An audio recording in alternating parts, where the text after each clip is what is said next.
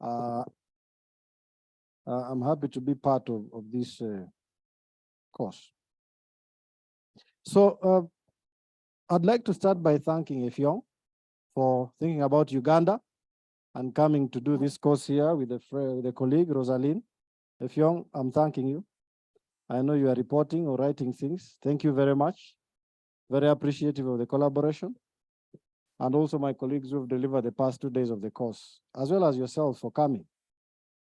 I see some faces I know, some faces, I think I don't know most faces. Perhaps only one. Yeah, maybe two there.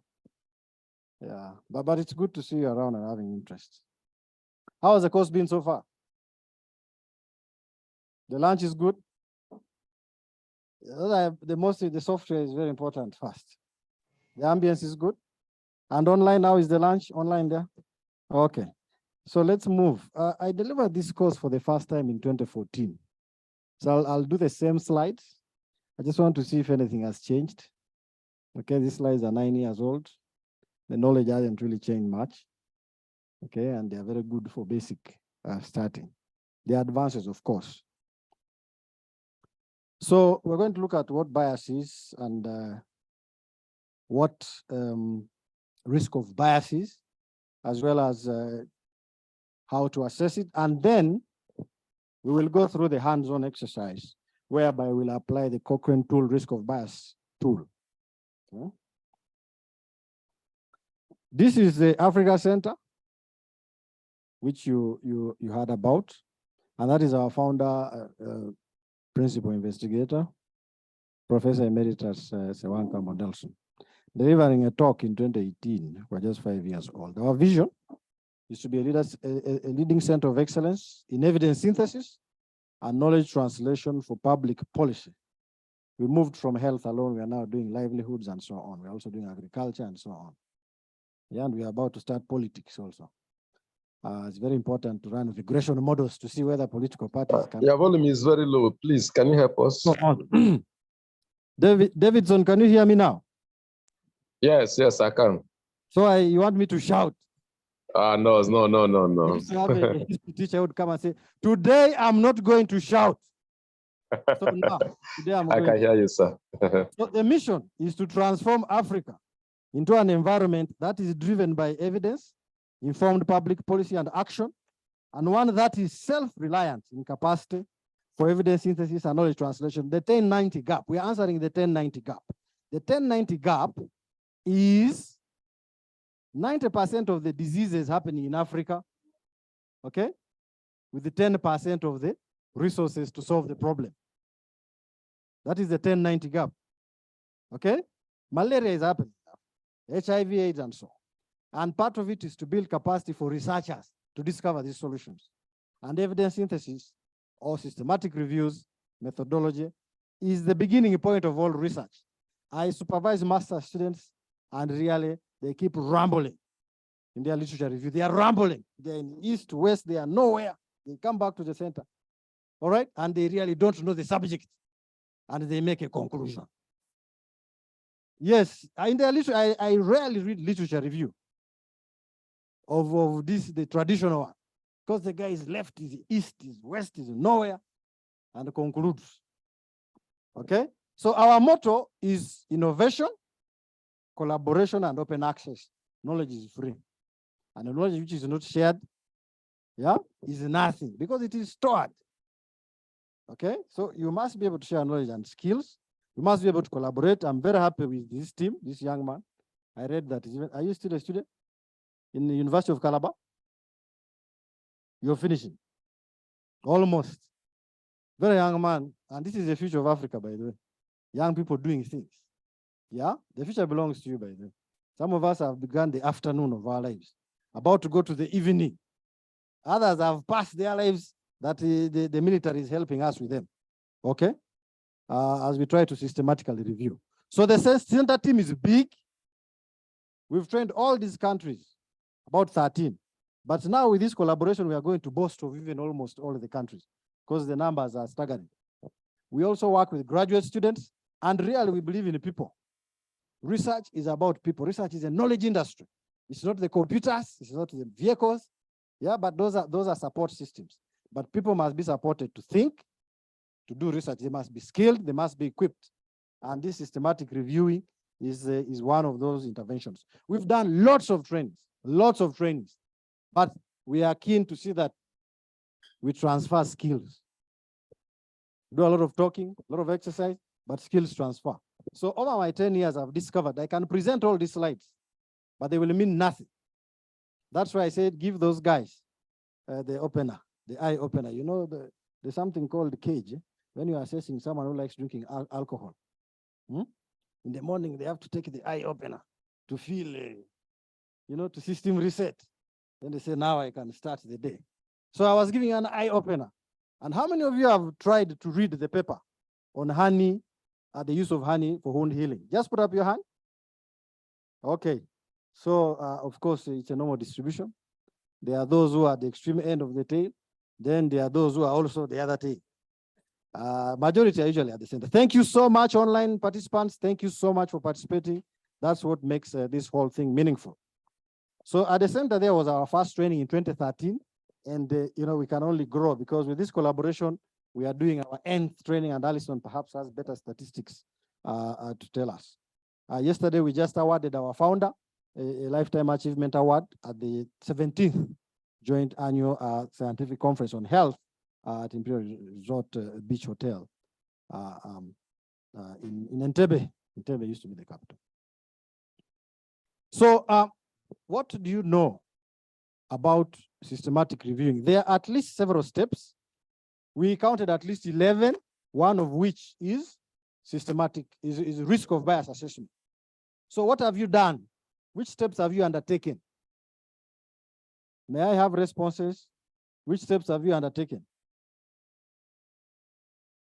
By show of hands, which steps have you undertaken so far in systematic reviewing? What have you learned?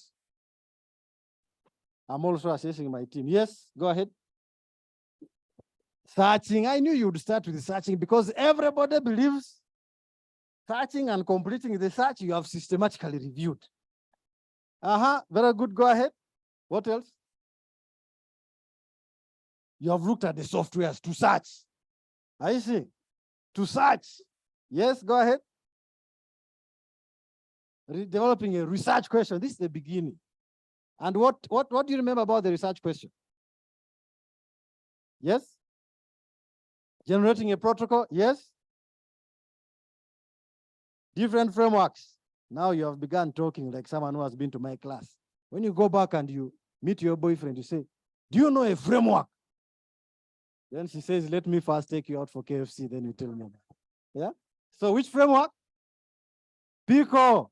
Once you say PICO, for me in my class of clinical epidemiology, I give you full marks. Even if you have failed the other, I say, no, this one is very good. He will learn along the way. Okay, what else? PCOS, PECOS, fine, finer, whatever. Okay. Yeah, PO, and sometimes those don't apply, prognostics and so on. Okay, are you all from health? Put up your hand if you're from health.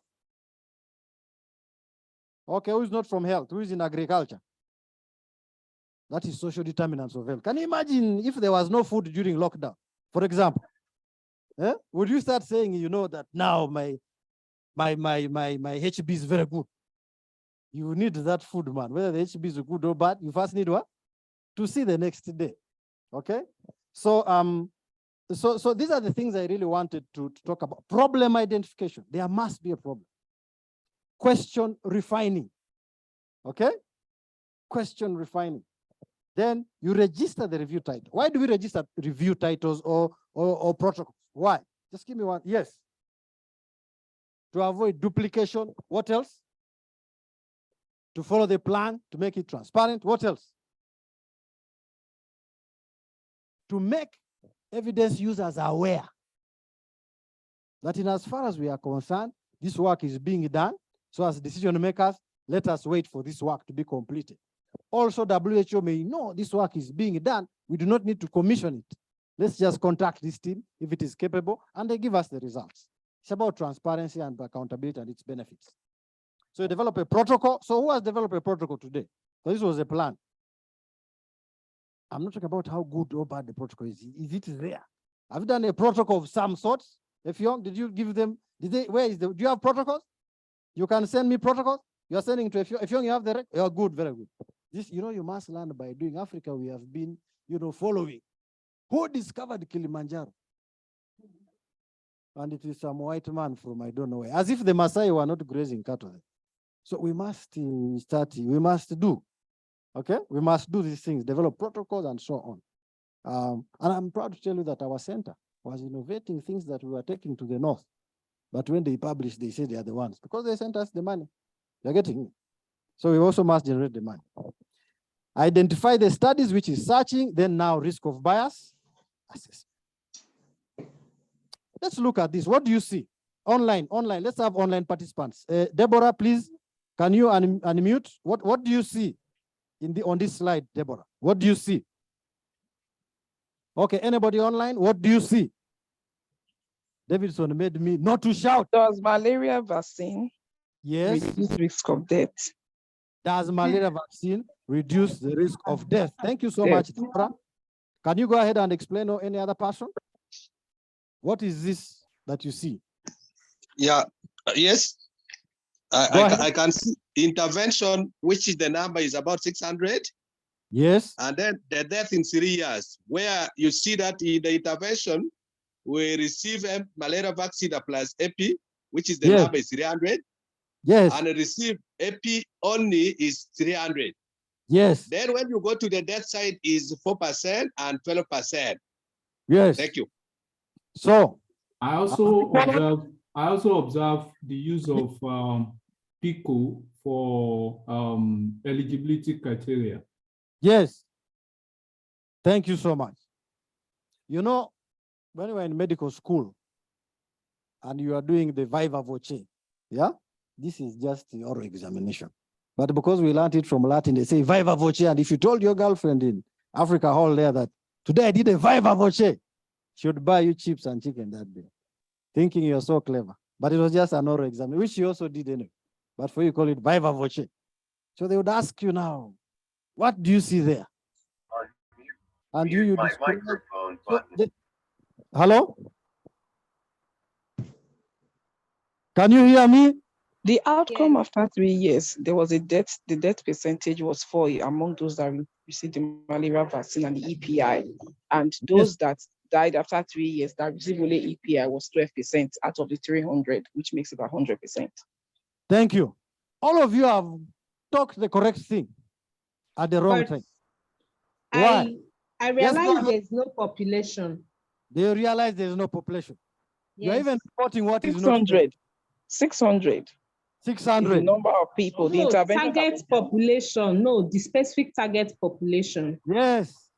And that is how systematic reviewing is. You're always in a forest and there's disagreement and there are methods of achieving consensus. So the way they are talking, this is systematic reviewing the practice. Nuhu and Deborah, trying to understand what the data is saying. And that's why you must have what? When you're systematically reviewing literature, you must have a what? Protocol. But a protocol.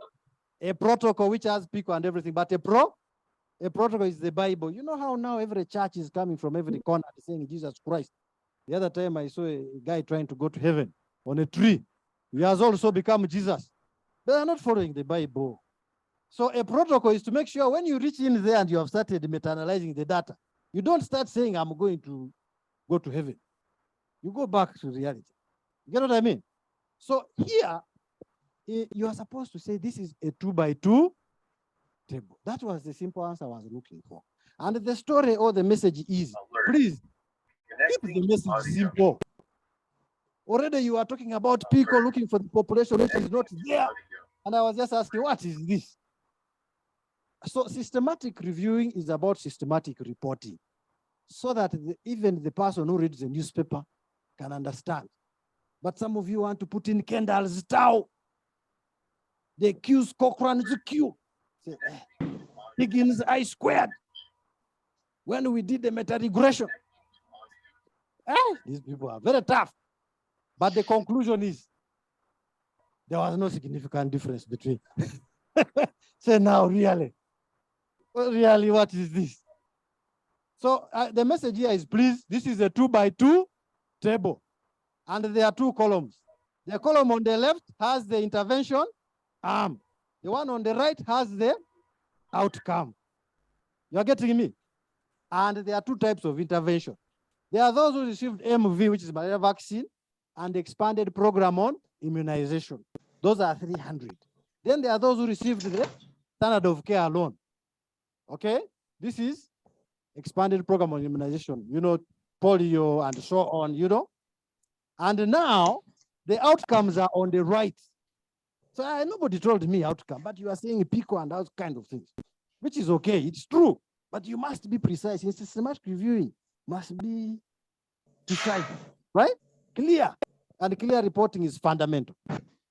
So death in 3 years was 4% when the malaria vaccine was introduced. Death in 3 years was 12% among, say, these children before the malaria vaccine was introduced, or in the group that received malaria vaccine. So back to the question, does malaria vaccine reduce risk of death? Systematic reviews and meta-analyses workshop. Let's get an online answer. Yes. Yes, sir. Yes, sir. Based on The answer is yes. Yes, it Does does. malaria vaccine Yes, sir. reduce risk of death? yes, sir. The answer Yes. is Yes, sir. yes. How many are Yes. saying yes? Yes, sir. Yes. Yes, sir. So the ayes have it. How many are saying Yes. no? You see the no's Yes, How many are not reduces. saying anything? The majority. And you can see democracy is dangerous. This majority here may say nothing and do nothing, do nothing, and just anyway. So the answer is yes, it seems so. That's what you wanted to say. I think you gave them a good lunch. Give them good lunch. Yeah? We can, But results bounded by an equal distribution of a risk factor. Is something trying to teach? Please go ahead. Oh, let's mute so that I talk and finish. Otherwise,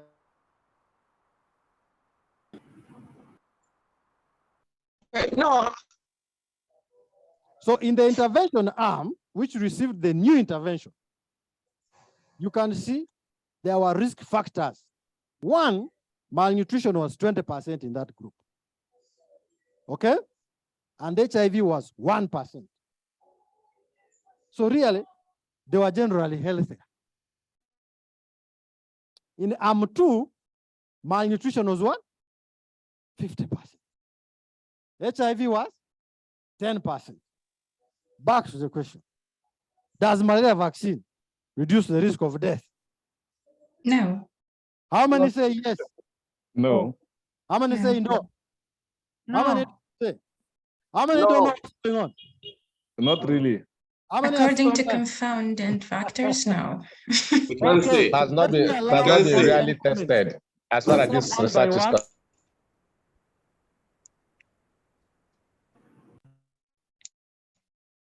I mean,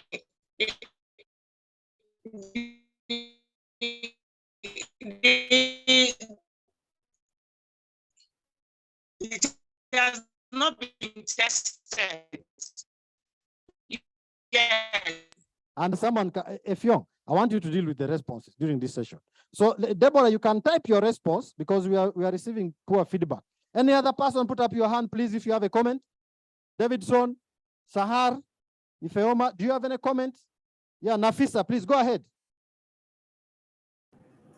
Hi. Actually, it is not easy to say yes or no because you cannot just rely on what you are seeing now because we don't know like what are the objectives. Did they cover all the risk factors or only these risk factors or confounding factors in the other table has been covered? Thank you. Nafisa, I've given you the second slide. How would you answer the question then? That is the second slide.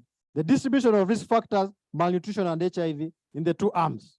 Maybe in the next time I'll add a column to show the outcomes. Nafisa, do you want to change your mind? Do you want to, or any other person? Yes, let's have Davidson and then Akaka. Davidson, are you there? Okay, let's Yes, I'm there. I'm here. Davidson is here. What I can say from this table is that the allotment into intervention, the tutorial, I think there's bias in it because of the increased number of HIV, people with HIV in the standard treatment, and also increased number of malnutrition, people with malnutrition in the standard treatment. So there's bias in the allotment. Had it been the allotment was not biased, they have equal numbers, we would have said that at least there's a decrease. But whether it's significant is what I don't know, because I haven't seen a table that where it was tested. Okay, many people have the p-value. Akaka, it's your turn. Yeah, I think in the table 1, when we look at table 1, it was talking about the malaria vaccine can reduce the risk of death. So which means the death which was in table 1, they were not death because of malaria, if you look at table 2. So that is the comparison I look at. The deaths were in table 1, but the cause were not known, the risk factor. So the risk factor for the death in table 1, which has been HIV and malnutrition, indicate that it was not because of the malaria. Thank you. Thank you very much. Let's clap for those guys. They have really done us wonderful. They have talked about risk factors. Someone talked about allotment. Okay, but now in my class, you have to talk the proper technical terms, because there's allocation concealment. So if you say allotment, you may confuse the readers. Maybe you can say distribution. Distribution, okay? But the point, we get it. You know, we are Africans and English is a third language. Okay? Yeah, so that's okay. But that's the point. There are comorbidities, HIV, which could have driven. So someone mentioned bias. Another one said risk factors. May I ask, what type of bias is this? Please talk confidently, especially when you are going to say the wrong answer. Yes. What? Wonderful. Selection bias. What do you mean by selection bias? You see, we better know one bias very well than to know 6 badly or not to know them. Yes?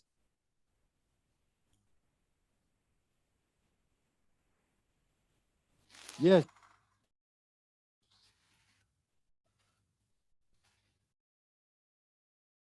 Can we say that the population lacks heterogeneity? Yes, it is even more complicated, and that must be a Nigerian. The English, I'm not discriminating. I hope it's not taken in, but my Nigerian friends in the IHV, I used to work for Institute of Human Virology. Yeah, and we are the bias can also come from the sampling. The sampling. All those things are true, but when I'm marking and you're postgraduate, how many of you are postgraduate? Yes, when you're postgraduate, I reduce the marks because you have not talked about it scientifically. You've talked about it like we are in a drinking joint. The bias in the population. Very educated. Now, we are moving beyond education. Selection bias. You are selecting these participants and distributing them to either the intervention or the control. You want to achieve similarity by age, by gender. I know some of you wanted to say sex, I've said it, but by gender, by income status, by other risk factors or confounders. Yes? What is a confounder? You write it down, otherwise you may spend the whole afternoon disagreeing. What is a confounder? Can I ask a question? Yes, answer it. No, I want to ask a question. Yes, ask it. Okay. Can you introduce 2x2 table without giving us the odds ratio and then the risk ratio? Because that will inform judgment. Yes. We can go further with this debate, and that is the purpose of this slide. To just tease you, to make you think about biases, and to see, I probe, checking for understanding. Yeah, we always check as teachers, as if these people really understood, or they will go and say, I attended a course at the IDI. What about systematic use? So what is the selection bias? It is bias in the population. You say, he read it in the newspaper. So, does malaria vaccine reduce risk of bias? Are there confounding factors? Why? Make an association triangle. The study factor or the intervention in malaria vaccine. The outcome is death.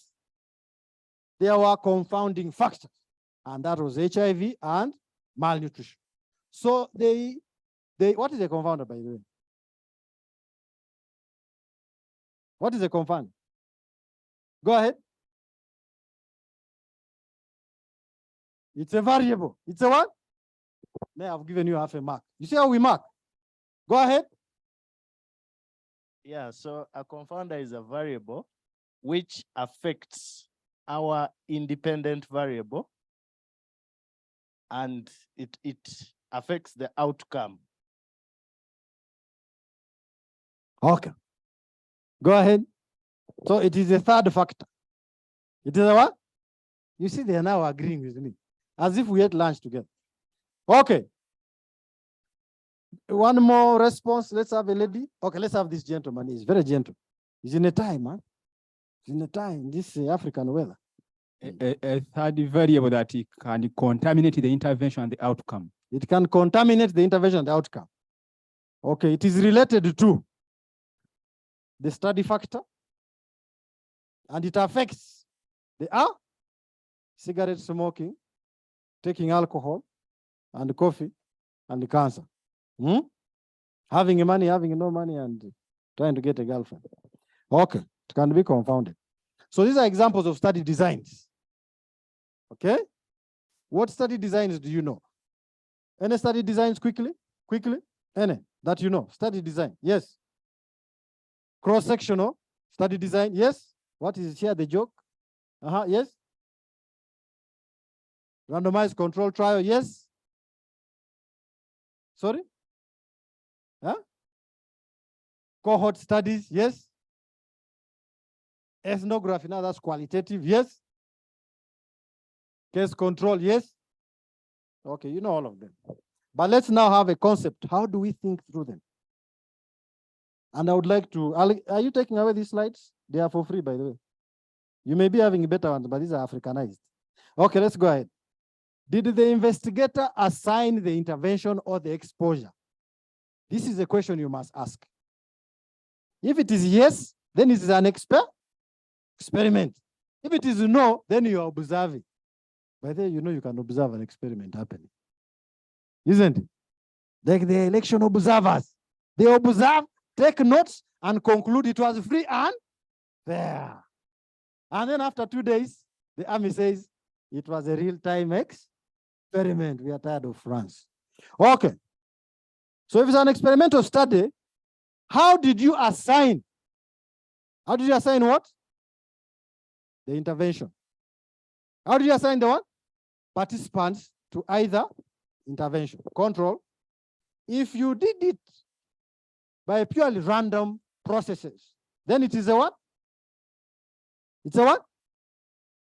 A randomized control trial. It does not have to be a medicine. It doesn't have to be a vaccine. It doesn't have to be a medical device. It can be done in education. Agricultural interventions can be randomized among farmers, farmer field schools. Okay? Different interventions of youth employment and women empowerment can be randomized. How to campaign. I was reading a book, Votes, Guns, and Electoral Processes in Africa, by an economist. And he said there are ways you can randomize to test which campaign strategy works. And they were doing it in Nigeria, and they were showing data. I don't know that it was cooked, but it was there. Okay, so pretty much anything can be done in a randomized fashion. If you have not randomized, it's called a non-randomized control trial. Let's move to the right, observational study. Does it have a comparison group? No. So that is what? Descriptive. Does it have a comparison group? Yes. That is analytical. Give me examples of analytical observational study. Yes. Yes, please. Is there a break tea? Go ahead. A cohort. Which cohort? Yes, it has to be a cohort analytic study. There's a cohort observation. People who worked in a certain factory, and you just follow them up. Okay? And look out for specific outcomes. What other design? Common, yes. Case control is really a very good one. Very good example of an observational analytic study. What other common one? Cross-sectional, analytic or analytical, or cross-sectional, descriptive. So don't say mine was a cross-sectional study. Please try to improve it. Then there is one they call quasi-experiment, controlled before and after studies, interrupted time series designs, like this one. You can see there's the before period, then you introduce the intervention, then there's the after period. Okay? And a very good example is this study by Abeyasinghe, RR, published in 2012 about the elimination of malaria in Sri Lanka. It started in 1911, and by 2011, they had taken about 10 years with very low levels of malaria, nearly nothing. And their intervention is there. Okay? First anti-malarial drug in 1911. 1921, appointment of first malariologist. DDT was there in 1940s. Yes, 1946. Then Artemisinin Global Fund to fight HCV and malaria was introduced around about 2004.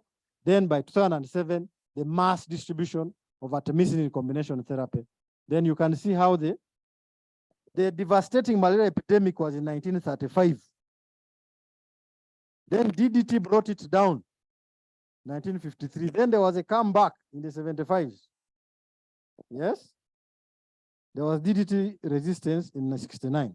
So these are interrupted time series designs, okay? And we shall show you, and that is the graph. That is the graph in the recent years. So what is bias?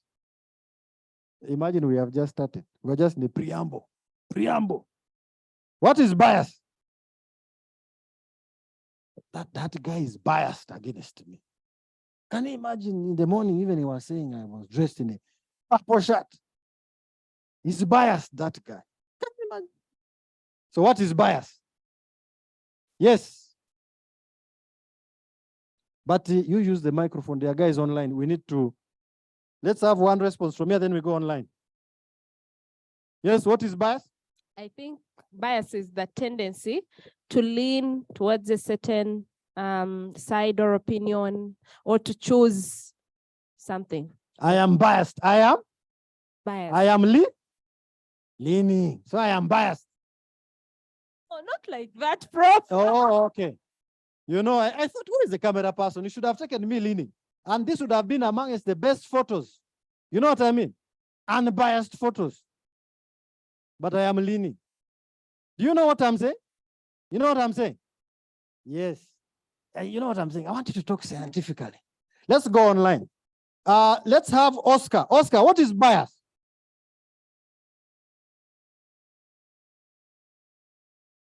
Bias, Oscar, what is bias? I think it's the personal opinion apart from scientific opinion when you deviated from the truth. Yes, he has mentioned two things. One, he has said personal opinion, which is the political bias. But then he quickly realized and came and said, scientifically, deviation from the truth. That's where we have started answering. The other one was still on the political bias, or the bias of politics. Okay?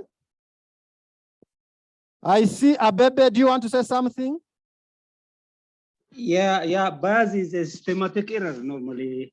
It is a systematic, a deliberate deviation from the reality or from random occurrence of an event.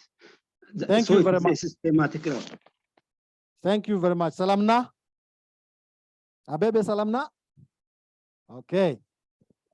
So he has added that aspect of systematic as opposed to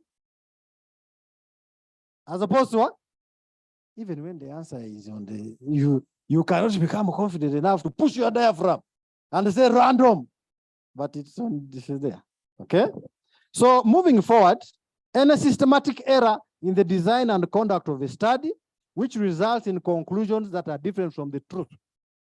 And therefore you underestimate or overestimate the true measure of effect. What are measures of effect? As this work is, so Temitope, what are measures of effect? Temitope Opaleye. Online. Okay. You know, this Zoom classes, someone may be there, but not there. Oh, Temitope is there. Yes. Please go ahead. All right, you've answered the question. I mean, I said it's deviation from what it ought to be. No, not following the step that one ought to take. Thank you. The add-on question was, what are examples of the measures of effect? Temitope, do you have examples? Oh, she's gone already. Any person here? Effect. It's the outcome value that the random effects, I mean. such as prevalence. Such as prevalence. Okay. Okay, you're talking about random effects. No, what is a measure of effect? What is that outcome? How are outcome variables measured? It can be a prevalence, which is what? Mathematically, is what? Is a proportion percentage. Yes. What are the others? Odds ratio. The other one is risk ratio. The other one is mean difference. The other one is risk difference. And the other one? Mean, mode, average. Even mean and average have become different, but it's okay. Median, isn't it? Those are measures of effect. And you may overestimate the difference in means or the odds ratios, or you may underestimate because of, so there are three comrades you must pay attention to when you are doing your studies. One is bias. The next one is, what are those three elements you must pay attention to strongly? One is bias. When you're doing any study, the other one is, a study is about generating the truth. The more information there is, the more truth. So the second one is sample size. The bigger the better. But if you exceed, every p-value will be significant. I did a study where we had a large sample size and everything was significant. I said, we are really finding many things, only to discover that all variables was given. Said, now we must adjust. Bonferroni correction and so on. The third one is what? If you are testing something, you need to avoid bias. You need a large sample size, fairly large, and then you need, if you are testing something, you need, not confounder, you need the appropriate test. You need to compare. So when my colleague tells you that COVID-X is working, compare to what?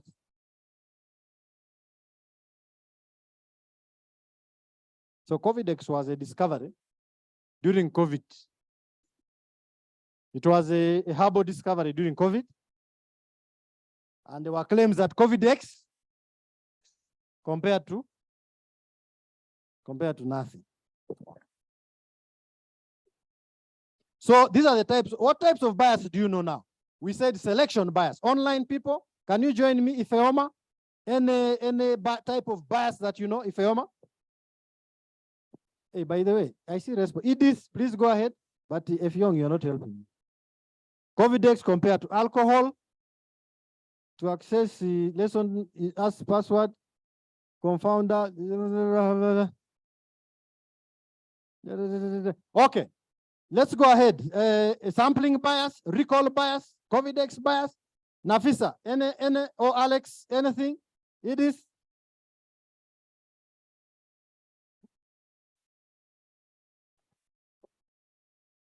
This man is interrupting me in the middle of the meal. It is any other information bias, outlier bias, language bias, selection bias, measurement bias. All types are all correct. Yes, you want to say something, Fioma? Nancy, Edith, Alex, and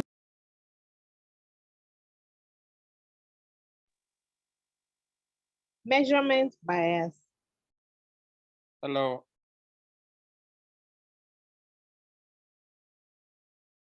Hello, can you hear me? yes, very well. Interviewer bias, reporting bias, selection bias. I was saying information bias, especially non-differential and differential misclassification and information bias. Thank you. Thank you so much. Recall back, you've named all of them. You've named all of them. So here in the Cochrane tool, which we are using, we have the selection bias, performance bias, attrition bias, detection bias, and reporting bias. Or you can say bias during selection. And basically, this is bias when you are identifying who to include and who not to include in the study. Okay? There's performance bias. This one is typical in an intervention study. You are giving a drug, okay? How you give that drug, okay? What else is given in addition to that drug, including what the patient is taking and you don't know. Some patients will never leave their herbs, okay? Whether you give the antimalarial injection and so on, okay? Some patients may be in the trial arm, which is taking oral medicines, and in the evening, they go to the nearest nurse for an injection. So those may affect what is going on. Attrition bias is when we lose people along the way. Okay? We lose people along the way. Isn't it? You started the other study, 300 per arm in the malaria study, then you end up with 200, yeah, in one arm and 250 in another. There is an equal distribution. Or there may just be a sheer reduction by over 20%. So attrition bias over 20% is substantial. We pay attention to it. Okay? Overall loss of population size. If you're 600, 10% is 60. If you lose 120, you know that study, the evidence from there cannot be trusted. You no longer have the power. That's why we say they has been calculated to have a power of 80% to detect any difference if it exists, or 90%. You get what I mean? So depending on how you've calculated your power, you need to understand how much of it you can lose. Detection bias is your measurement bias. Okay? Your ability to see whether the patient has experienced the outcome or not. Okay? And then reporting bias is the political bias. You report your opinion. If you found that the primary outcome was not interesting, you look for a tertiary outcome and make it the headline of the paper, and forget that you actually published a protocol, and we'll be looking at the primary outcome and saying you did not complete the study properly. Any questions around the types of biases? Anything that is not clear that you may want me to explain, please take a microphone for the benefit of those online. There are two hands raised. Let's start with Oscar Vetsi, then we go to Abebe. Any question? Oscar, you can go ahead. Yeah, thank you very much, sir. Please, the word bias is being used. We have a lot of them, like recall bias and those things. I want to find out in the subject of systematic review, are we only limited to these very ones you've enumerated here, or we can go beyond this level, sir? Very important question, Oscar. You know, systematic reviews can be applied to any type of study. In which type of study, Oscar, do we experience recall bias?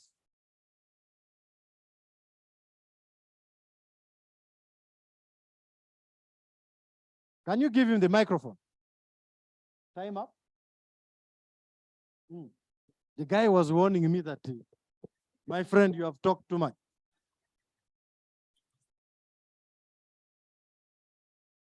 In what types of study? Give him the mic, please. Yes, him. No, he had a, yes. It's in case controls. Case control study. Why? Because they have to recall, okay, what they ate, how they ate it. However, what does that affect? What does recall bias affect in a case control study?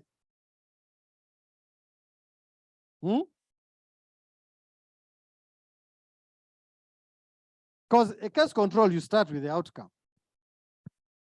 And you're looking for risk factors of the, so the recall bias, what does it affect?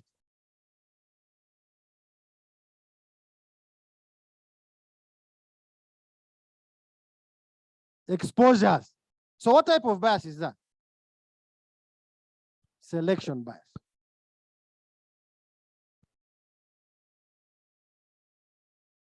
Because if they talk a lot about what they ate,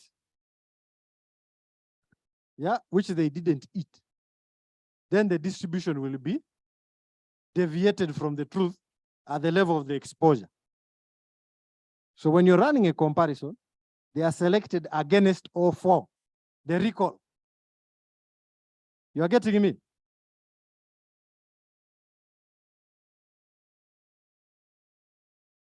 This is that point I say we shall read later. Because I also have a task to finish. And my wife is waiting. You see what I'm saying? That is now the reality check.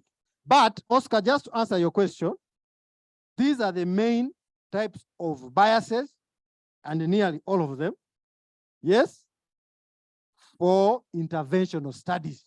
Whether these studies are in agriculture, whether these studies are in education, whether these studies are in health. Bias during selection of participants. Bias in performance. Now here is where you can have information bias. What the patients tell you. What the physicians or the nurses give the patients. If you're in farmer field schools, how the intervention is administered. Okay? And then attrition bias is lost to follow up. Selection bias can also happen, okay, in form of non-response bias. You know what I mean? At the time of interviewing, every man who is old cannot respond because you are using TikTok to collect the data. And no old man of my age who was born in the time of African coups, there was an outbreak of coups. Now there's an outbreak of what? Of Ebola and so on. But in the 70s, there was an outbreak of coups. Nearly every country was experiencing a coup. That's when I was born. Now if you bring me on TikTok where there's an outbreak of democracy, I may not be able to answer because I was born during the coup. See what I mean? So there can be a selection bias because of how you have decided to collect the data. Non-response, they will not respond to email. But if you go and interview them, they will fill up full scopes and full scopes and full scopes of your writing. 1 hour of interview. So they will be excluded at the time of selection into the study, selection bias, in observational studies. How is selection bias happening in experimental studies? Abebe, can we go back to Abebe? Abebe, what was your question? Yeah, my question is, is this classification of bias comprehensive? Because usually we see selection bias, information bias, and the confounding bias as broader classification. Yes. And what do you comment on that kind of classification? That's one that I have.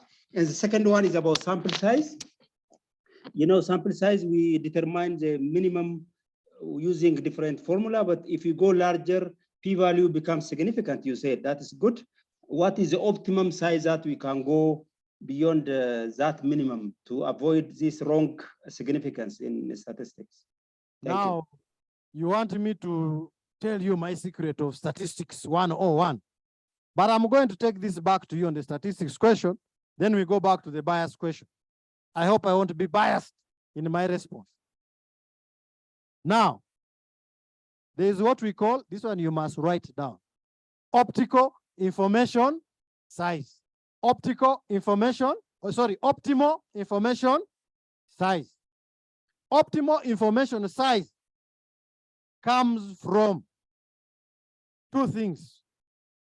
Abebe, what two things do you think you can get information from a study, an intervention study, which is testing COVID vaccine? What two things do you need to obtain information which is really trusted? Abebe, the first call is on you. Let's think together.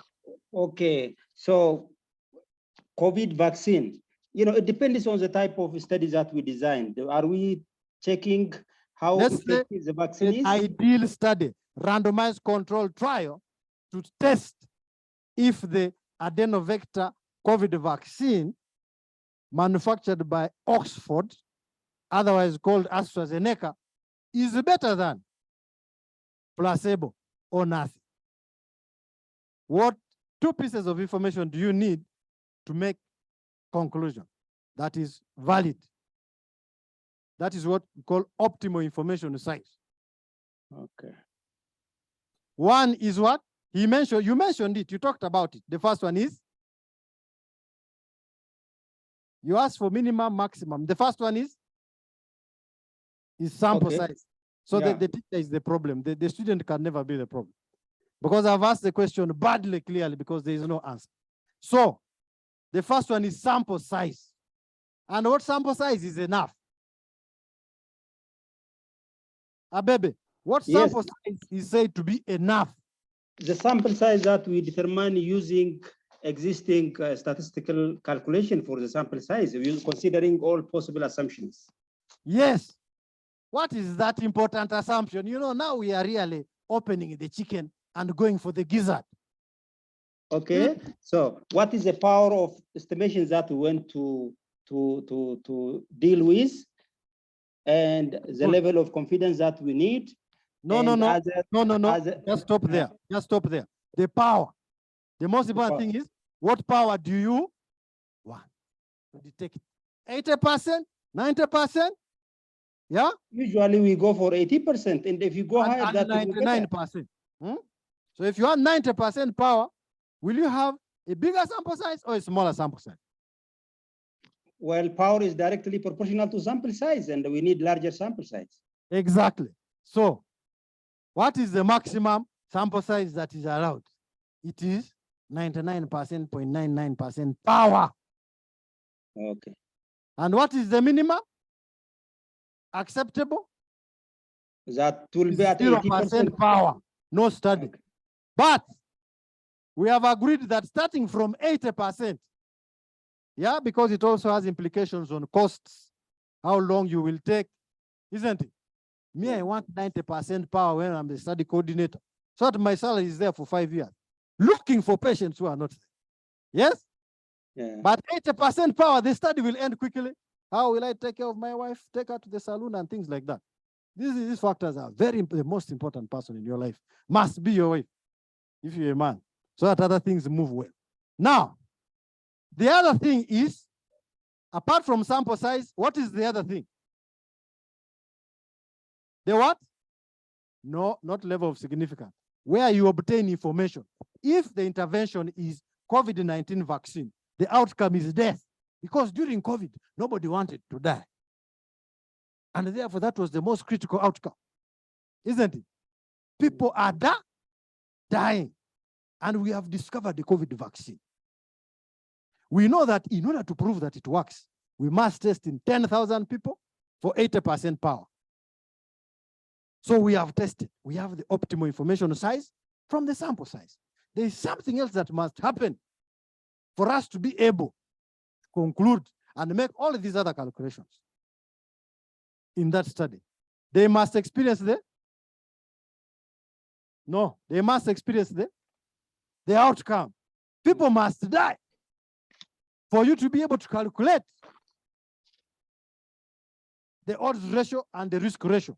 If an outcome is not experienced, how will you estimate in your 2x2 table when there is 0 in one cell?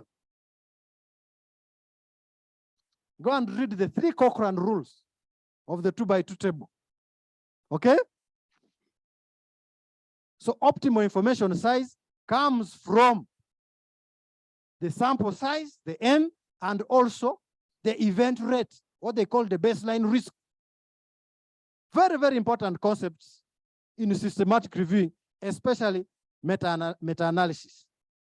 Many of you will go into the software and you plug in something. When you bring it for peer review and you find a first-year master student, you will say, very good. You find a professor in life sciences, say, very good.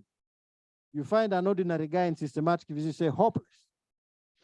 Because optimal information size has not been considered. Event rates, sample size. There has to be a certain minimum number of people to die for you to calculate a trustworthy measure of effect comparing the COVID intervention to nothing. And this is a vaccine. So that's your answer to the sample size. Your answer to bias, yes, there are various ways of looking at bias depending on the subject. But if we are talking about randomized controlled trials, particularly in health, these are the 6. The 7th one is bias arising from conflict of interest, which is also a reporting bias in some way. Because once industry pays you, you will report that Tamiflu works, when in fact it does not work. And you make billions of dollars for Roche Pharmaceuticals, who marketed Tamiflu because all the experts had said that it works. And when systematic reviewers from the Cochrane collaboration came about, they discovered Tamiflu was no better than Panadol. But the US government had spent $1.5 billion hoarding Tamiflu, expecting an outbreak of SARS-CoV-1. Are you seeing why systematic reviewers are the Jesus Christ of science? Because they are the ones who blew out that syndicate. Now I've started preaching. Let's go ahead. Thank you. You should have said hallelujah or Allahu Akbar. What is risk of bias? Risk of bias is the extent to which bias is responsible for the finding or the result of the primary studies, of the findings of the result. By the way, I'm going to give you one which does not have or shortcomings. So where is risk of bias? What is risk of bias? What is risk of bias? Where is this? What is this one? Let's for the findings or result. Okay, no, it's fine. It was fine. I was preaching and not saying the words properly. The word. Okay. So we are interested in eliciting the flaws or shortcomings in the methodology, which may have pushed the effect estimate away from the truth. We have discussed this. The question that you ask, should I believe the result? By the way, scientists make genuine mistakes, but scientists also can make deliberate mistakes. You know that? And publish papers to get promoted. Kumbe, they have cooked. And only if you understand risk of bias and bias, will you be able to interpret for yourself whether to trust that result and use that intervention for your patient. Understanding risk of bias is very good in saving the life of the patient, right? But also saving that life in the extent of harm. You know, drugs are harmful. N of 1 trials have been done. Monoclonal antibodies, pop, you inject, the guy after 5 minutes dies. Okay? Very risky. Let's move on. What is risk of bias assessment? This is the assessment of the quality of the primary or individual studies to be included in the systematic review. You're looking at the design, the conduct, the analysis, and reporting, and saying, can I trust that they designed it well? Right from the protocol. Can I trust that they actually did it well, the performance of it? When they were doing the statistical analysis, did they do a multivariable regression before they tell me age is an independent risk factor for death? Or diabetes is an independent risk factor for dying from COVID? And then reporting biases. Are there things that they hit like in the Tamiflu case, where the industry, Roche Pharmaceuticals, had hidden information on the adverse events. You are looking for characteristics that may reduce the risk of systematic error or deviation from the true effect. You want to see, did the study attempt to reduce the risk of bias? This is a source of evidence. You have expert opinion down there. Jesus Christ is coming next week. This is an expert, my friend. You better believe it. Okay? Or a certain intervention works. Please come and take this concoction of mine. Your diabetes will disappear. Or your HIV result will turn negative and you can go for the visa test. You're getting me? Then the next level in this hierarchy is case series, case control, cohort, RCTs, systematic reviews. What defines this hierarchy? Any response? What defines this hierarchy? Related to our subject today. What defines this hierarchy? That systematic reviews are the top of the hierarchy, systematic review RCTs, and at the bottom is expert opinion. Yes, go ahead.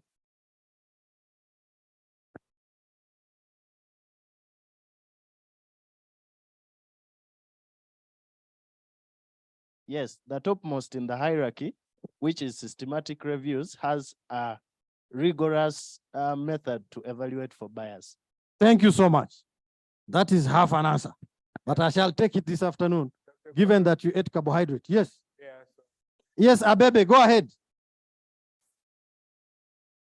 Abebe, go ahead. There's some answers already. Yes, read the answers.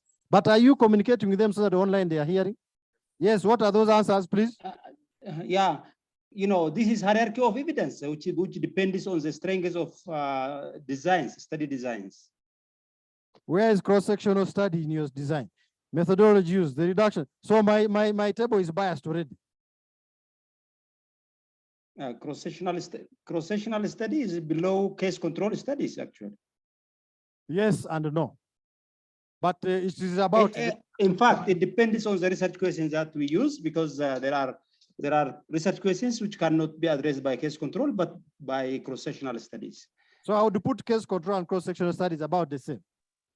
Yeah. So, but this is just a depiction. So I've seen the answers there. They are very good answers. I will read some of them.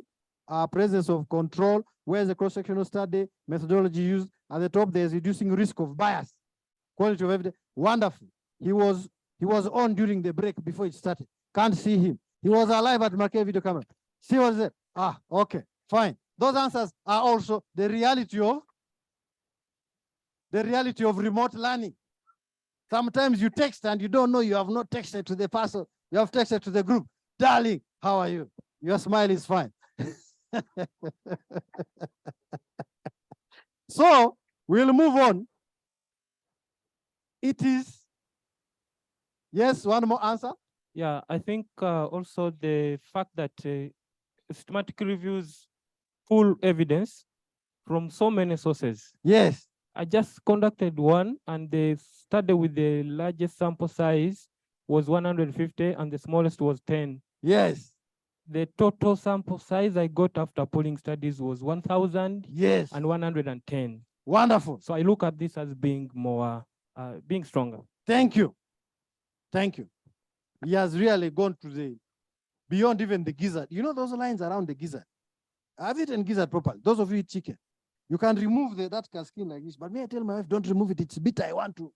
Yeah. To eat the thing, I throw the thing like this, my friend. So the hierarchy is such that, yes, go ahead. You have one question. Yes. Yes. If we say that the bias reduces up to systematic reviews, and yet in systematic reviews, we're using primary studies, which might have been biased. So how does the bias now all of a sudden disappear? You're trying to say that bias can be sexually transmitted. Okay. I know what you're saying. And she has an important point. That, and I will come to that. I will come to your point. What's your name, by the way? Shally. Shally. Yeah. I like your hair. I'm going to remember it when I... So now, but she has a valid point. It is scientific in nature, even if I'm mixing it up with other things. Let's remain focused. So the idea is that expert opinion is at the base of the pyramid of bias. You know what I mean? It has more bias at the base. Supposing there is a pyramid of bias and at the tip there is less bias. At the tip we have systematic reviews of RCTs. At the bottom we have purely expert opinion. And in between we have observational studies. Higher we have experimental studies. With the assumption here is that all of them are well conducted. Even if all of them are well conducted, rigorously conducted, and they give results, they'll be different because of bias. So if you rigorously conduct your expert opinion study, can you do that? But we are saying nowadays, we are saying that if there is expert opinion, it can help in interpreting and reduce bias through that hierarchy. You're getting me?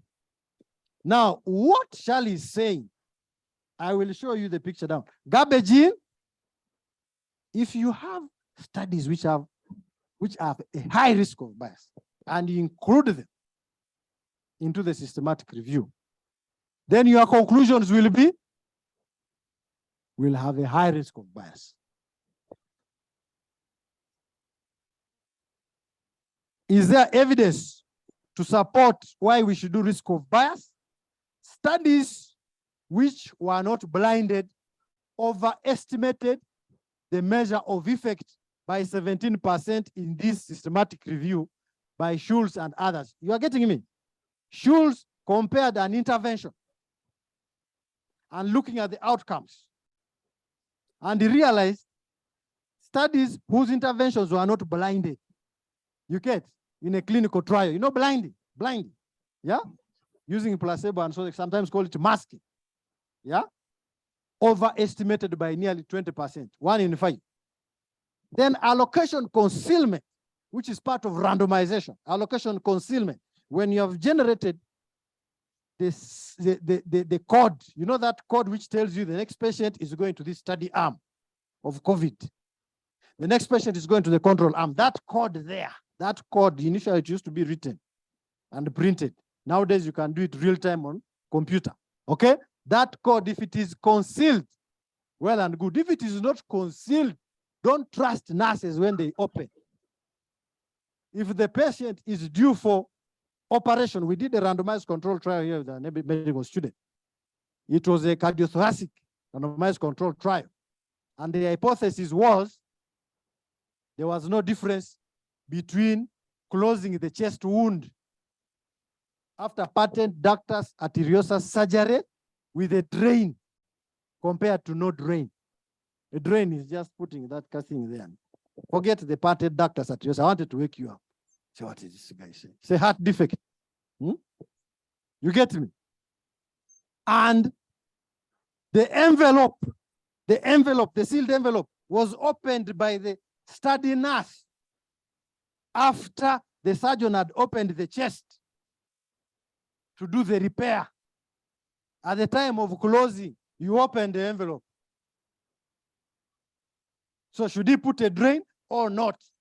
Imagine a surgeon has caused an injury there, and there's going to be a lot of effusion of the wound in the chest, and you unleash the cord, and the cord is saying you are not going to put a drain. How many surgeons will want to risk to be accused of negligence in case the patient has problems because of the study? You know what I mean? Allocation has to be concealed. Otherwise, the surgeon, once he opens for himself, will put it back and pick the other envelope. Say, oh yeah, this one is drain. Put a drain. You are getting me? That's what allocation concealment means. It is not blinding. Allocation concealment is a post-randomization effect. Blinding is a pre-randomization. So let's go ahead. So now we are going to say that there are numerous tools One of them is the Cochrane risk of bias tool. Gentlemen, even if you're in agriculture, please borrow the Cochrane risk of bias tool. There are various versions. There is one called Robbins. Where are we writing? Where are we writing? I feel like writing. Please, this one you are going to read. You must read because this time is bad. Yes, Robbins. Are they seeing me? Yeah. Yes. But is there some sort of what is this? What is this here? No, there's something obstructing. Oh, it's the TV. Oh, that can't change. But I hope they can see.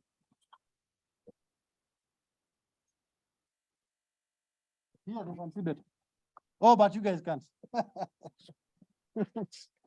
So there's one called Robbins. Yeah? Risk of bias. Then this is called, there's Robbins I, and then Robbins E. For observational studies. E stands for, and this one, interventions. And these are non-randomized studies. Eh? So this would be, what would this be? Yes, for exposures. And this for interventions. Eh? It's called the Robbins tool. So that you're going to read that. But I'm going to give you the principles this afternoon. Now, risk of bias is not necessarily the same as critical appraisal. Critical appraisal tools, CASP, and so on, may not necessarily assess risk of bias. Or reporting standards, you know, like, sorry, let me say that again. Reporting tools may not necessarily assess for risk of bias, okay? And their reporting tools are the consort statement, the study statement for diagnostic studies, the consort statement for randomized control study, and so on. Cochrane has sequence generation, allocation concealment, blinding, this. What am I saying? This is a Cochrane risk of bias tool, and it looks at 6 aspects. How do you generate the sequence when you're randomizing? How do you allocate? How do you blind the participants, personnel, and outcomes?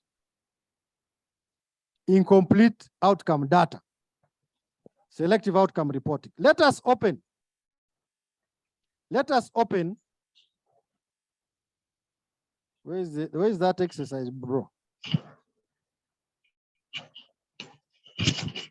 I'm opening the exercise. Can you open your exercise?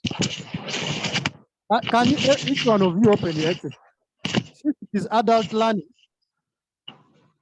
will give you the advantage of marking yourself. But please make sure you show your girlfriend how you performed, because she'll be the best marker. Say, darling, you didn't know allocation of concealment. I will conceal you.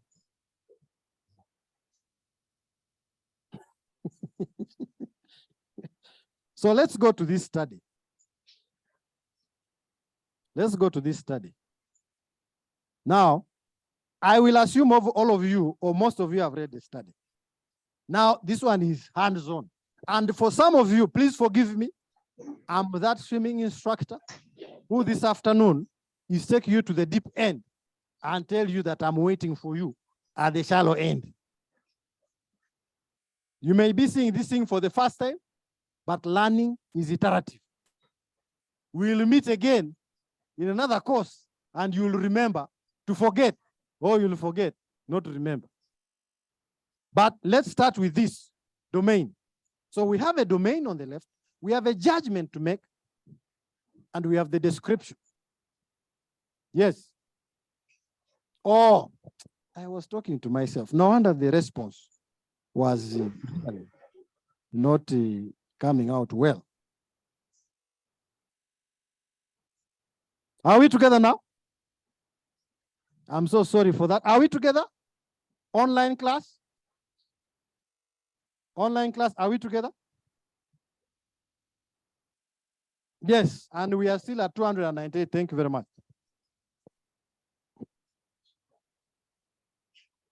Oh, where's YouTube? I was not seeing responses on YouTube. Okay. Now, the first, so there are 3 columns. On the left, we have the domain, which is the type of bias we are going to look at, and it's domain based. Then the judgment we make is the risk of bias high? Is that a bad thing or a good thing? Is the risk of bias, those are the 3 options. When risk of bias is high, is that a good thing or a bad thing? What is it, my dear? Bad, I could read your lips. It's a bad thing. If the risk of bias is low, is that a good thing or a bad thing? It's a very good thing. It's what? Because the risk is low. We don't say bias is there or bias is not there. We assess the risk of bias given the information reported to us by the researchers. Are you seeing how researchers are powerful? They can withhold information. You are getting me? So did you read anything about selection bias? Did you identify any aspect of selection bias in the paper of using honey for wound healing? Anything to do with selection bias? Which page? Responses. Responses. How many filled in that? Something about selection bias. Did you, how many read the paper? How many read the paper? Whether quickly, partially, fully, how many opened it? Okay, how many saw the title of the paper? But how many saw the paper? How many knew the paper was there? How many read the paper? There are so many hands online. Yeah, online people are very, thank you so much for these online people. Please remain online. Let me deal with the online audience. They make me happy. Their hands are yellow. Do you know what yellow means in Uganda? It's the political party.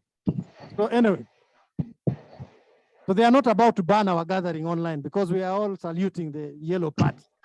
Only that we are not raising the thumb. That is okay. Now, adequate sequence generation. Temitope, did you find anything to say about adequate sequence generation? Or Sahar, Simeone, people who haven't spoken? Unmute and say, was there anything to do with selection bias that you saw in the paper? No, Yes. there is no bias. It was, according to it, it's randomized, double-blinded controlled trials. So, okay, it's randomized. Yes, I saw. For me, I saw something on permutation, on a permuted blocking. Sorry, on permuted sequencing. Okay. Okay. Good. Who else? Sehar, let's have Sehar, and then we will have Henry. Yes, I did not see the selection process, though they explain what they are looking for, but I did not see how they now selected their participants. Okay. You I can also type. think there is no much bias in the selection because apart from other things, the other thing that could have introduced the selection, like excluding the part of the body, the wound will be difficult to measure, infection and all those things. I think they mentioned that they did not put those ones so in their selection. Sehar, we are waiting for Sehar the Great. Hemeda, Nafisa, Mike is yours. Then Temitope, then we conclude and come to class here. As I said, it's sorry. Go ahead, Nafisa, it's your turn. Okay. It's as I said, maybe you don't hear me, but it's randomized, double-blind controlled trials. Participant was I don't know. It's double-blinded, so there is nothing here I can say in generations or sequence generations. So there is no bias. Wonderful, wonderful. Sehar, or Abdul Ganiyu. Abdul Ganiyu, the heart is quiet. Kazim, Abdul Ganiyu, we're Thank waiting. you, sir, for the presentation. I think there is a kind of low bias, but in the selection aspect, because the shallow, or I mean, the level of the wound is also part of the bias. Then the selection, or I mean, the selection of the kind of the honey content that is needed for the trial is also part of it. Thank you. Very good. Anybody who wants to say anything from class here? Please, I'm eating fruits here. Don't look at me with bias. Yes, there was some risk of bias because after allocating some people, the rest were approximately balanced. Let's clap for her. She said, she used the word risk of bias. Please, Nafisa and all those previous people who responded in class, we are assessing risk of, we are not assessing bias. We are unable to play God. But given the information we have, we are assessing the opportunity, the chance that perhaps this paper is not telling the truth. Are you seeing what I'm saying? So we are assessing the risk, like a campaign promise. There's always a risk it will not be fulfilled after the election. No picking phone calls and so on. You are getting? So what is the chance? What's the opportunity that in conducting this study, comparing honey to gel in treating wounds, looking at the outcome of healing, what is the chance that actually, when they were selecting the participants, they were not evenly distributed? When it comes to numbers, sheer numbers, how many numbers are there in the right arm and the left arm, or the intervention arm and the intervention? In respect to age, did they select very old people in one group or very young people? With respect to confounders, like HIV, were there more HIV positive people on one side or the other? With respect to nutritional status, you know that a person who is not healthy or is malnourished, the wound will take long to heal anyway. So are there more people who are malnourished in the honey group or in the girl group? You are getting me? These are the things that you look at to make a conclusion, yeah, on selection bias, isn't it? However, there are methods which are known to distribute people, subjects, or units of analysis. Yes, it can be a district. You know, sometimes you're doing a study at district level, or village, or classroom, or pupils, or farmers, or women in an intervention group of women savings groups, for example. How will you distribute them evenly? And this is where we come in. Sequence generation. So is the sequence referring to a random number table? Did you see any random number table there? Did you see a random number table? No. Did they toss a coin?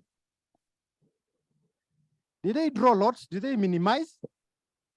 Did they shuffle cards? Did they use a computer? All of these are methods which are thought to do what? To have a less risk of. And if they used an odd or even date or convenient sampling, those who came on Tuesday, we gave them honey. Those who came on Wednesday, we gave them gel. Odd or even date of birth, alternate allocation. That is the criteria for high risk of bias.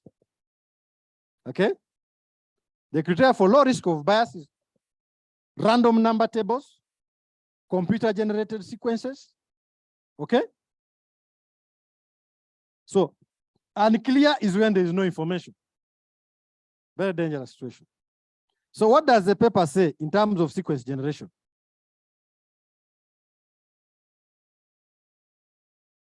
What does the paper say? Let's look for random in the paper.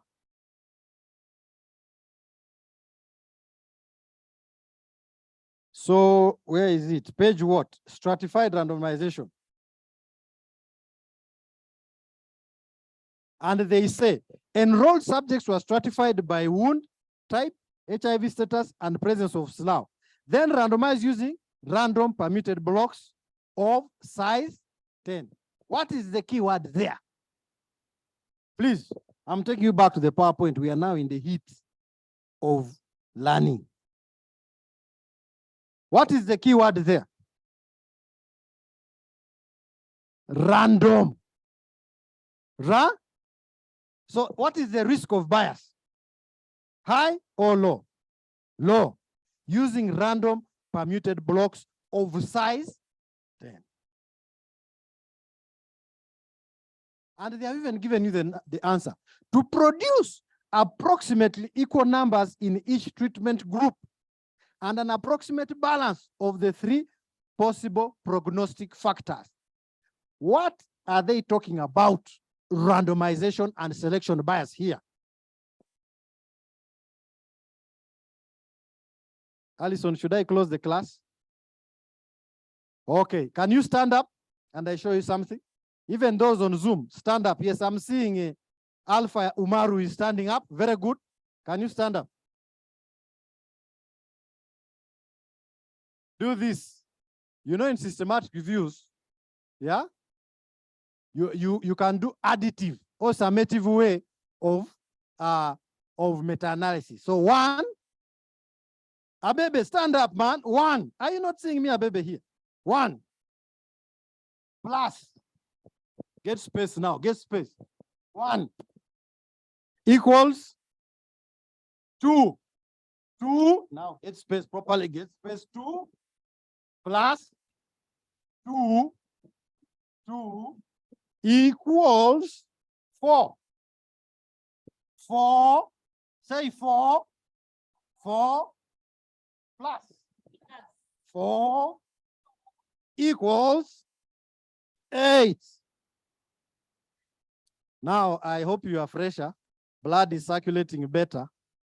So what are those things that are being balanced?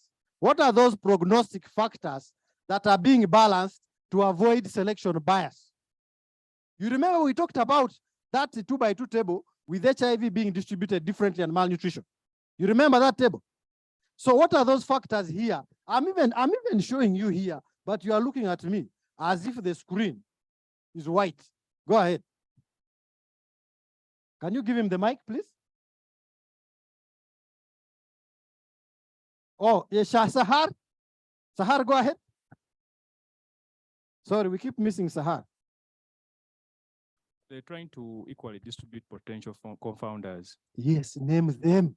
You are telling me what For example, HIV status, wound type. Not for example. Those are the exact words, not examples. The wound type. Because the type of the wound may be deep. You get? Or shallow. Imagine in the intervention group of honey, there are only deep wounds. And the one of placebo, there are only what? Shallow wounds. Has randomization worked? We must always check for whether randomization has worked, especially in the older papers. The newer papers, they are new technologies. You almost always don't have to check. Where do you check? Where do you check this information of distribution of factors after randomization? Where do you check? Yes? Not the trial profile is the flow chart. What do you check? It's the first step of results. What does it report? Alison, we are about to close.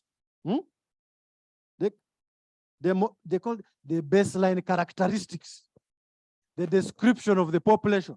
How many were in the honey group? How many were in? They have even told you table 1. I'm asking you which table you're saying. The table is here. The table is here. It was even below. So how many actually read? Adult learning and teaching. is by consensus, isn't it?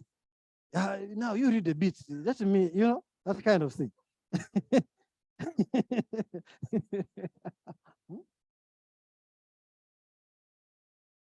But the teacher is always paid,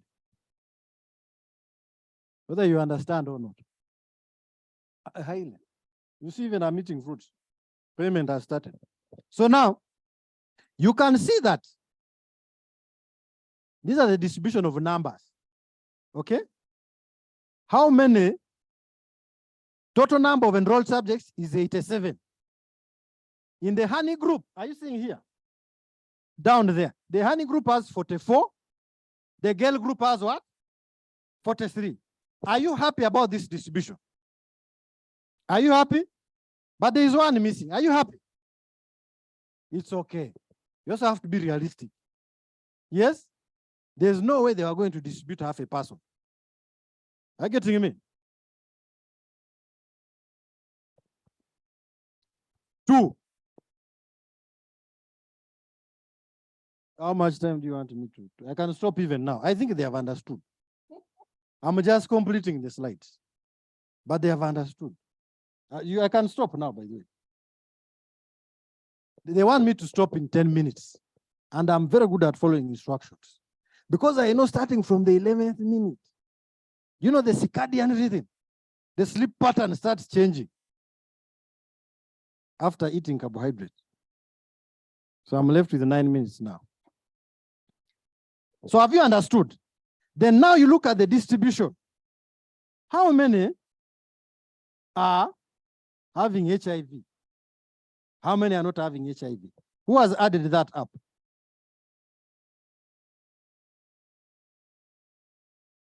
So in the HIV positive group, in wounds, you see they stratified by HIV and then wound type. Wound type, you can see here, in the slough wounds, there's 2-4, there's a bit of maldistribution there, but 50%, and then here 3-4 almost equal. Here you can see 10-10 almost equal, and then 10-7 almost equal. Here under subjects enrolled, final study group 15-13, in the slough group almost equal, 16-15 there, slough positive 3-5-6-9. If numbers are few, then proportionally the distribution is likely to be skewed, isn't it? And the distribution is also normal, then you start to have to record medians and so on. It's skewed. Use what you call non-parametric tests, Wilcoxon and so on. Yeah? Otherwise, here you start using t-tests and so on for normal distribution when the sample size is fairly large. So here is where you really see the result of the random sequence generation or the selection. However, the process is assessed by the methods they report. Are we together? But the result must be, you must confirm the process by looking at the result. Let's go back now to the second part. Allocation concealment. So they generated this by random permuted blocks, okay, of 10. How did they conceal allocation? How do you conceal allocation? You have generated the list. How do you conceal that list?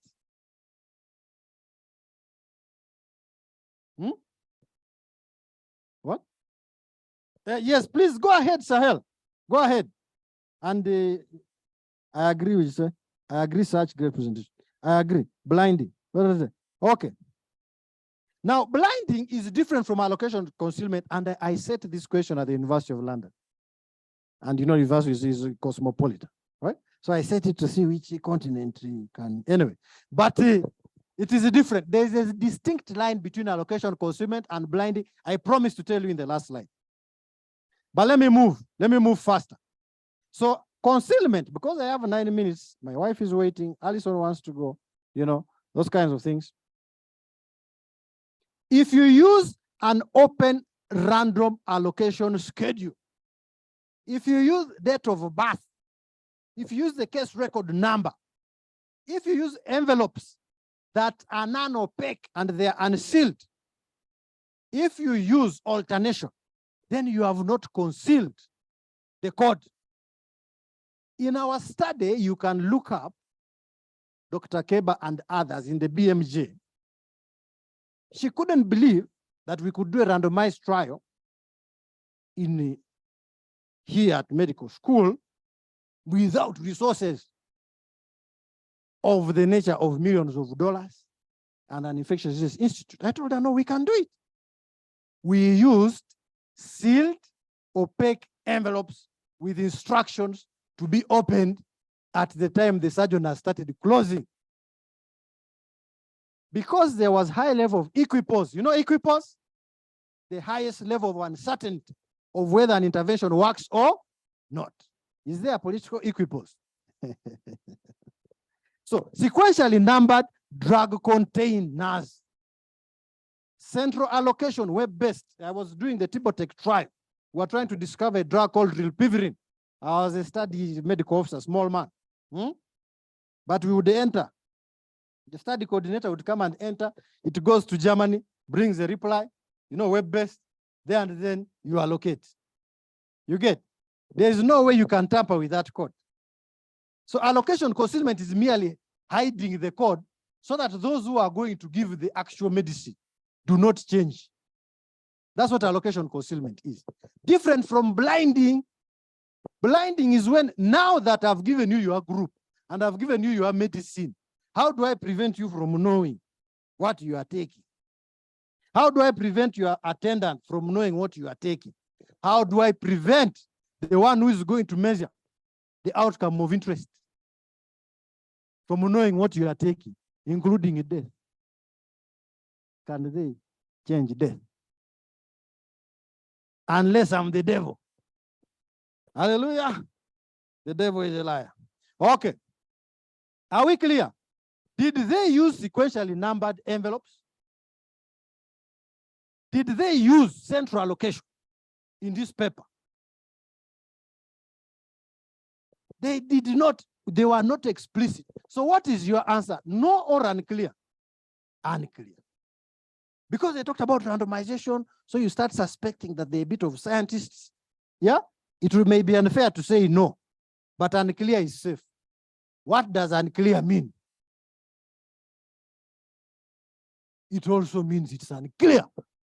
And it's always unclear to me. For the past 10 years, I've been doing reviews. It is unclear up to today. I don't know what it means. I better have a side. But it's a bit better than no. Because no, it is clear there was a flaw. It will look red. So I want to take you here to this paper. I will stop, I think, on this point, where they say using random permuted blocks of 10. Do you know what permuted block means? You remember permutation and combination. You cannot predict the next. So the way the codes are, from every, they randomize within 10. A, B, B, A, C, A, B, like that. You get what I mean? Blocks of 10. They stop there. There are 2. Then they start afresh. The risk of not doing that. So they must make sure there are 5 people in the next 10. There are 5 people. Let me start like this. Let's say the first one, the first patient you can actually allocate in a biased way. Then you know you are left with 9. You get what I mean? Even if the next 4 are A, you know what I mean? The first patient gets honey. Even if the next 4 get honey, the remaining 5 must get girl. That's what they mean by a block of 10. Without a block, you can find that the first, there are how many? 87. The first 40, theoretically speaking, the first 43 can get honey. Then the next 43 get what? Girl. Theoretically speaking. Now, when you say block of 10, it means by the time you reach 10, they must be balanced. 5, 5. That's what they mean. Permuted blocks of what? Permutation means that if the first 2 are honey, the next 3 may be girl. And the next one may still be girl. But it may also be honey, depending on the previous probabilities. Are you seeing what I mean? Because by the time a place is taken, if you assign 1 in a block of 10, the chance of getting A, let's say honey now, it will be 5 honeys and and 5 girls. You have given honey. You are left with 9 slots, isn't it? The next slot, there's an opportunity of 4 out of 9 being honey and 5 out of 9 being girl. Let's say you allocate honey again. You see the probability is reducing now. You know what I mean? So the previous probability affect the next allocation up to 10. You restrict. So some form of restricted sequence allocation. Now let me just go through this slide.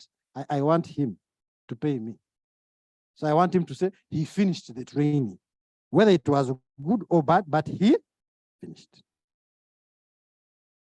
Blinding.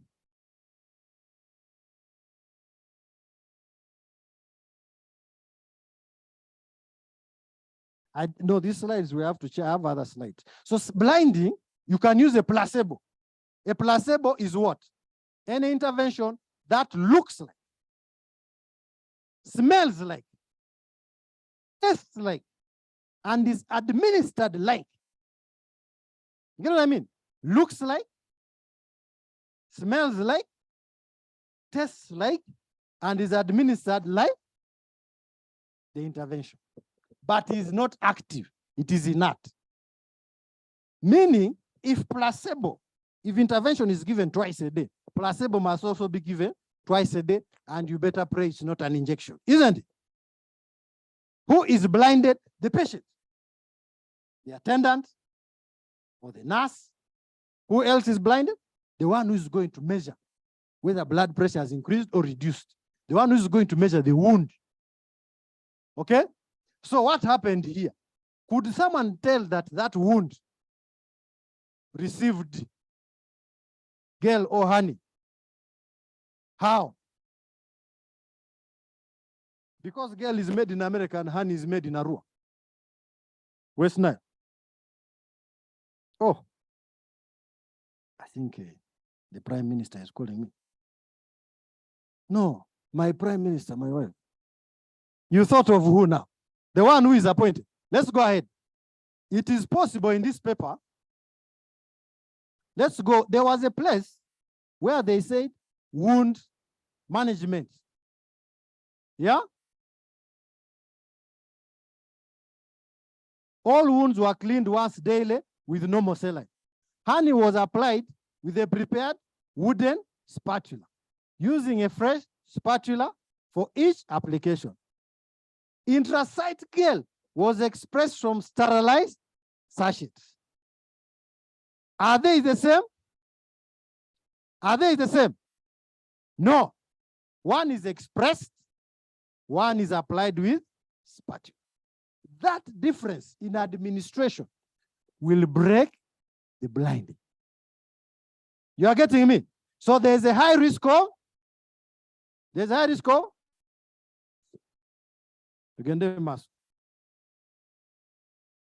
so the other one is saying, man, I'm clever. You still have to ask Alison to search for you the papers. You still have to double screen with someone. Yes?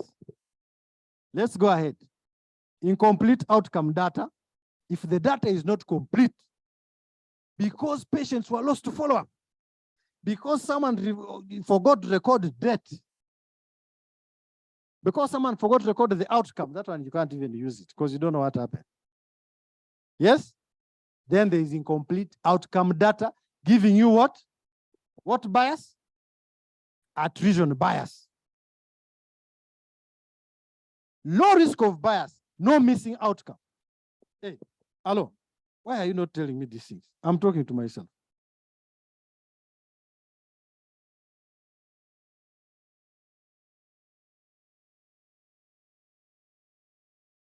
Are you seeing? High risk of bias, missing outcome data. Read about protocol analysis and intention to treat. Selective outcome reporting, and so on and so forth. Now, let's go to our paper and conclude. We talked about detection bias. Now, in detection bias, it is how they were measuring. And here it is, outcome measures. No, it is here. Wound evaluation. KP evaluated each wound on the day of entry to the trial without knowing which agent would be applied. When the healing endpoint was approaching, he measured the surface area daily, still blinded. This is what they are saying, that he would still be blinded. Is that true? How would he break the knowledge at this point, even if he didn't apply? How would we, at the time of measuring the wound, because they are measuring the surface area, the applied agent from a previous day having been washed off with normal saline. They imagine the agent was applied yesterday. All you need to do is to ask the patient, did you receive anything on this wound? Yes. How? They use a spatula. Honey. They use the sachet. Girl. I think I'm going to put this patient in the way the wound is looking. Let me say he was in honey. This is what we are trying to avoid. Or, you know, when you are measuring the wound, you are using calipers. And the calipers are in millimeters. You may have a rounding off bias because it's never really, it's never made in a factory. The one which is 0.056, because it is honey, you may reduce and say, let me make it 0.50. You get? Because of your knowledge, it's disturbing you. So I think I am going to close this now with this here. 3 slides, comrades. 3 slides. 1, avoid quality scales, use a domain approach, focus on trial results. Focus on the trial results. Focus on specific outcomes. There are outcomes which will not be affected by blinding. They are called hard outcomes. They are called what? For example, death. Either you are dead or you are not dead. Irrespective of whether it was blinded or not, COVID was killing us like flies and chicken. Isn't it? So death was certain. HIV status. Using antigen tests. Isn't it? Have you turned positive or negative? Whatever. This is what I was saying about risk of bias. Garbage in, garbage out. If you have garbage data, Charlene, and you have a perfect protocol, you have a perfect team, you have Alison here searching for you, you have everything. You have the meta-analysis software, Revman. You have Stata. You will still get garbage because of bias. If you have study data, which is very good, primary studies, well conducted, you have a garbage model. You don't have a protocol, which is registered. You don't have a protocol, which is following the Prisma P guidelines. You don't have a team. You are searching by yourself in Google. You are Googling it instead of PubMed, instead of Agora, instead of Google Scholar, right? You will still have garbage results. And this is the difference between concealment of allocation, which happens before randomization, and blinding, which maintains or diminishes what we call post-randomization biases. Thank you very much. Have a good day. Have a good night. Are there any questions? Post them on the email. We shall attend to them starting tonight until next year when the next course comes about. Thank you.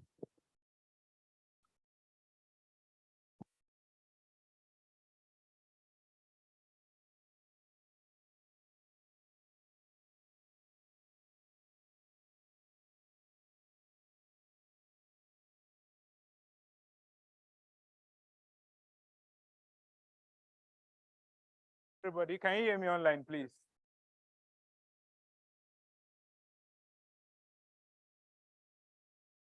Hello, can you hear me? Okay, please give us 10 minutes. We want to take group photos and we'll be back to round up the workshop. Thank you very much. Yes, yes.